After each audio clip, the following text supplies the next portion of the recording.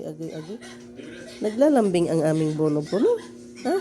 Ay, ang Bruno na yan. Ang cute ng aming Bruno.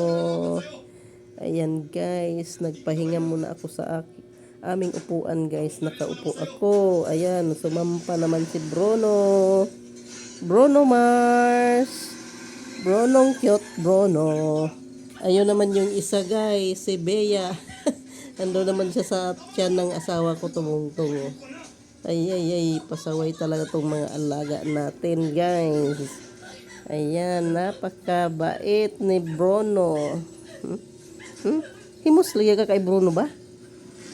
Humok kay kag balhibo ba? Murag ano, balahibo niya guys, oh. Parang kulot-kulot siya guys. Ayan, ganyan lang talaga ang ano niya, balahibo niya.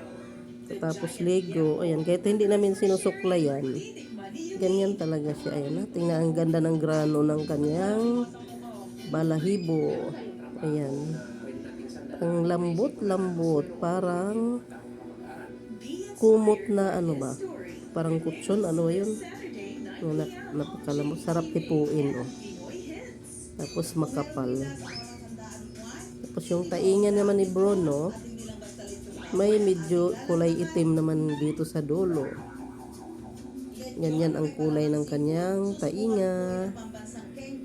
Ayan. Ang ganda kasi ng pagkat ano ng buhok ni Bruno. Trim. Ang amin namang Bea, kay nagbuhol-buhol man ang balahibo ni Bea, ginaresor ng aking anak. Ayan.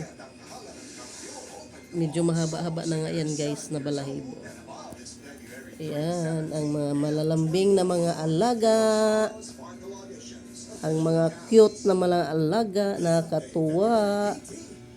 Ayan sila guys. Malapit na silang kumain ng hapunan. Nagugutom na siguro sila. Nagugutom na ba kayo, Bruno? Ha? Bruno? Kain na ikaw, Bruno? Kain na kayo ni Bea? Ha? Bea, kakain na kayo, Biang? Ha?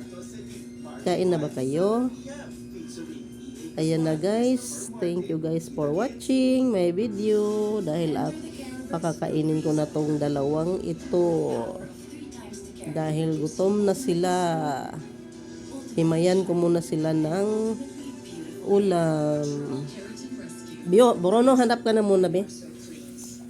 Hanap ka muna, Bruno. Hindi naghalos makakakita guys yung mata niya.